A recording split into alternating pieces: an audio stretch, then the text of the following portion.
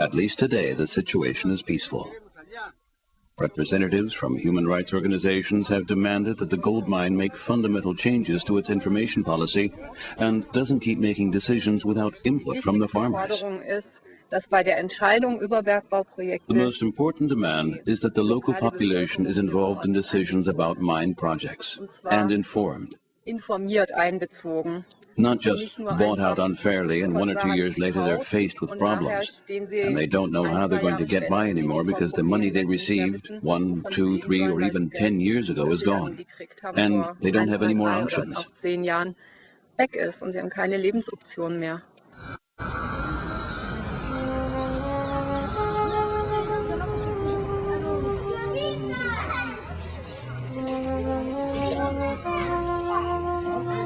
Down in the valley, in the suburbs of the mining city Cajamarca, live the losers of the gold rush.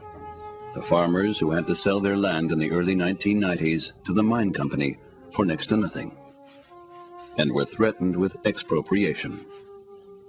From 1992 to 1994, the mining company paid the farmers $25 per hectare.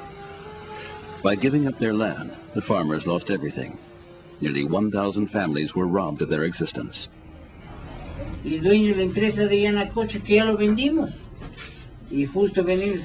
Several dozen farming families continue to protest against the injustice. Today, they would be able to get $4,000 to $5,000 for a hectare of land. Now they are demanding compensation from the Newmont Mining Company, which owns a majority share in Yanacocha. 41 familias. They have made a list of how much land and how many animals each family lost. Nosotros vivíamos de la agricultura y la ganadería y otras crianzas más. We used to live off the land and the animals, and that provided us with enough food. We weren't lacking anything. But now we're begging our way through life. Why? Because here in Cajamarca, we have to fight from morning till night to be able to earn any money. If we don't work, we won't have anything. La plata hasta que anochece. Y si no trabajamos, no hay nada. Grufides is the name of the human rights organization that Marco Arana founded with several university students in 2001. Since then, they have been giving technical assistance and legal advice to the farmers that have already lost their land or are suffering under environmental damage caused by the mine. The social work of Father Marco and Grufides is a thorn in the side of many in Cajamarca, since nearly all institutions are economically dependent on the Yanacocha Mining Company. Yanacocha has a hard time dealing with the resistance. It's difficult for them to accept that they can't be bribed, and that there are people and institutions that oppose their corruption. Nosotros empezamos a funcionar y apoyar comunidades campesinas afectadas por minería. In 2001, when we started helping those in the campesino communities who had been affected by the mine, and the mining company noticed that we had begun to establish ourselves in the communities as a resource, they tried to cooperate with us during the first few years so that we would stop talking about what they're doing.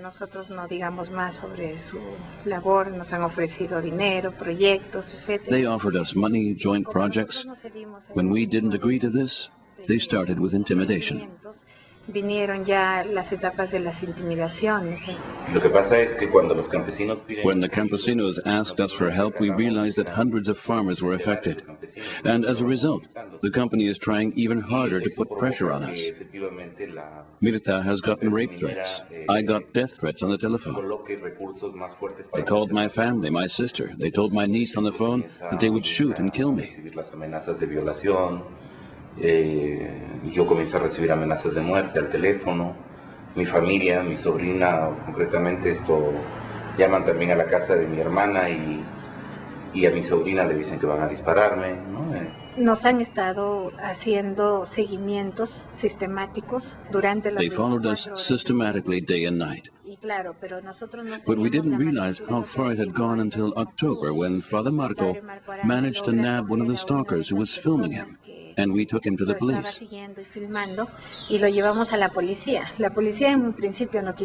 At first, the police didn't want to do anything at all, but they finally started to investigate thanks to a high-ranking official who got involved. We found that the guy had a video camera on him with films of the graffiti's staff, especially Father Marco Arana, in a variety of situations. Imágenes sistemáticas de seguimientos que se hacía al personal de Grufides. It showed that they had been systematically stalked.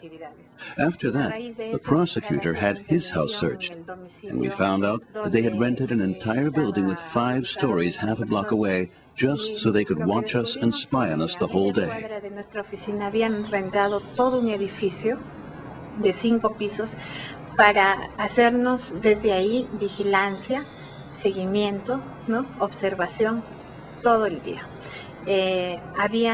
Calculamos We think, based on the different people that show up in the documents, that at least 15 people were involved in spying on us. They had vehicles, motorcycles, cars. A few people were even disguised as street vendors that sold ice cream and watched us the whole day.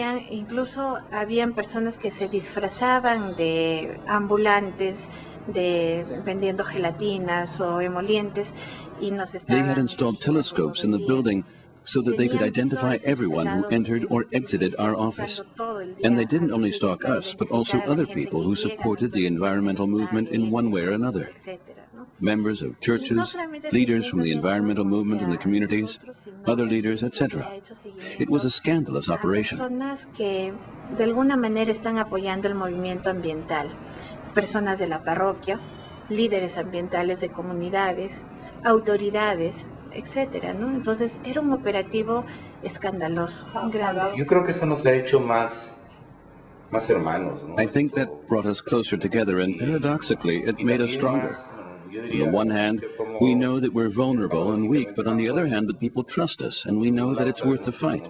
We also know that even though there's such a big threat and the mine seems like a monster that robs the land, makes the water disappear, scares the people and violates their rights, it still means that if they are so worried about us and spend so much to intimidate us, then our work is important. Para devorar tierras, desaparecer aguas o querer asustar y violar derechos de la gente,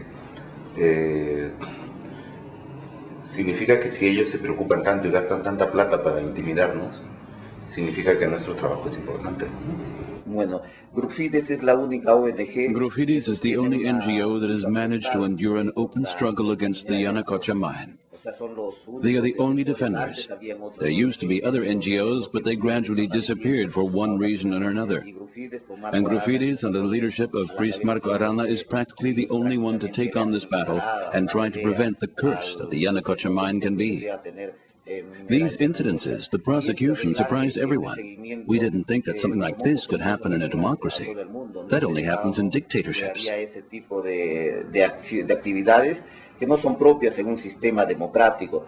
Eso se podría vivir en una dictadura. A dictatorship ruled by money. For the mine company, it's a lucrative business. They only pay minimal taxes to the Peruvian government. Most of the 10,000 mine workers earn just slightly more than the legal minimum wage, $200 a month. In contrast, the general manager of the transnational company earns $25,000 a month. Yes, the work is very dangerous, especially during the night shift when you're practically overcome with fatigue. It takes a lot of energy to fight against it. 12-hour shifts at an altitude of 4,000 meters. It's a tough job. Only a few of the workers get a warm meal. 80% are temporary laborers without insurance or influence on the decisions made. The poor working conditions at Yanacocha were the reasons the workers founded a union 4 years ago. Better pay, reasonable hours, contracts that last longer than 3 months. That's what they're after. The union is constantly under attack from the management. Su empresa que explota oro aquí en Yanacocha. Their mine, which mines gold here in Cajamarca, should respect the basic rights that our labor laws and our constitution have laid down. Constitución política. Mi nombre es Percio Ricardo Portilla Escalante. My name is Percio Ricardo Portilla Escalante, and I'm 37 years old. I have a fantastic wife, a wonderful daughter, and 2 great sons. I used to work in the Yanacocha gold mine, and I was fired illegally because I have health problems. por encontrar. I drove a giant tractor. That was my job. I worked as a tractor driver for 6 years. Esa ha sido mi función desde todos los 6 años y medio. Me he desempeñado como operador de tractor. Ahora me encuentro Today, desocupado I'm unemployed and sick. y enfermo. I have mercury in my blood. My level is 18.2. That's why I've lost 30 kilograms. Es por ello que he bajado 30 kilos de peso. Bueno, desde que Since I lost my job, I spend most of my time with my children and my wife. I'm depressed because of the way I lost my job. The way Yanacocha treats its workers, its employees. They treat us like La trash. forma en que Yanacocha trata a sus trabajadores, ¿no? A sus empleados, los trata como basura.